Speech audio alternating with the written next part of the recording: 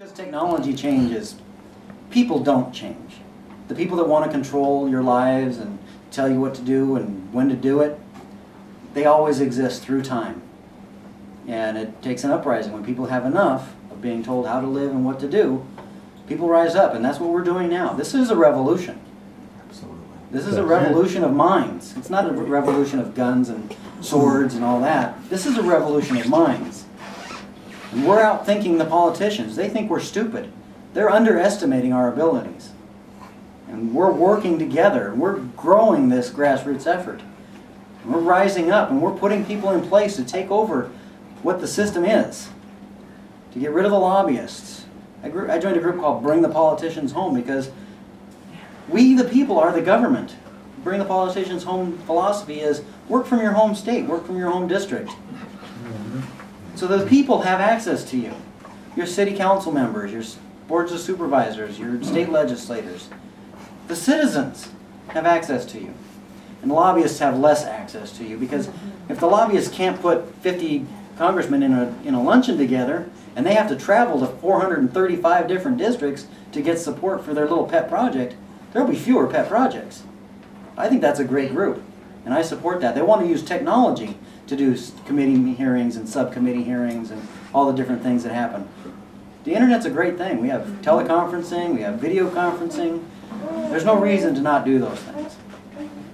Even if we can't get that implemented, I intend to use that technology to stay in touch with you anyway.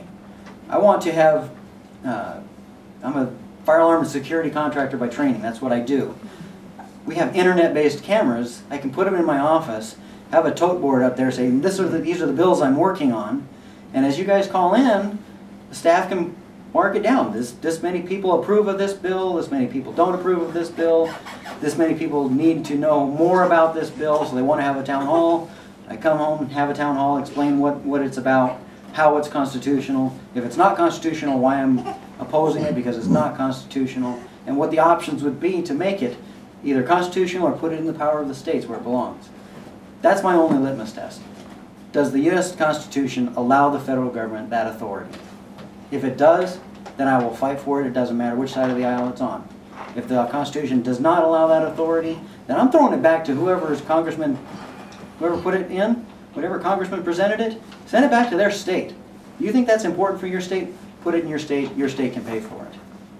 But you know, the Senate should almost be a part-time, the Congress should almost be a part-time job. Well, that's what the Founding Fathers wanted. They did. They put it in there that the Congress has to meet once a year because they figured nobody would want to meet. They're too busy running their farms, operating their shops. Well, there's only 17 things. There's only 17 things, and they're outlined very clearly. It's easy to read. Yeah, there's 17 enumerated powers in Article 1, Section 8. That's it. And there's about 30, depending on how you count them, there's between 30 and 32 different things that the government as a whole is in charge of. And that includes Supreme Court, President, and some other things.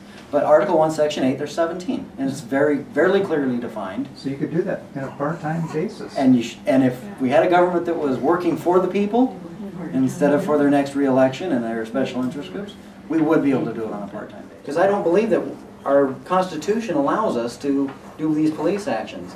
One of my biggest problems with Afghanistan, Iraq, Korea, Vietnam, Kosovo, all these police actions that we've been doing, we haven't been declaring war.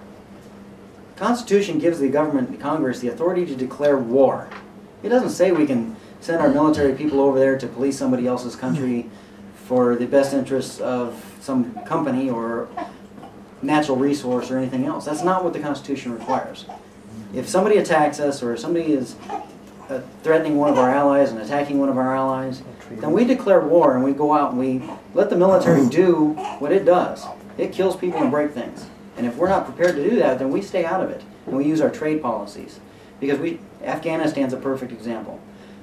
The rules of engagement are so horrible. We can't shoot back. We can't shoot at people that are in mosques, even if they're shooting at us. The rules of engagement are horrible to us. And we want to, the President and John McCain and everybody else wants to send 30,000 more targets over there. That's not acceptable to me. What did McCain say, a 100-year war? He Yeah, a didn't care? 100-year war. That's not acceptable. And there's no end game. The solution to the immigration problem is several things. E-verifying businesses like Arizona does with Proposition 200, strong employer sanctions. If you knowingly hire people that are here illegally, you pay a fine. You get your business license taken away if you do it over and over again. Those kinds of things are deterrents.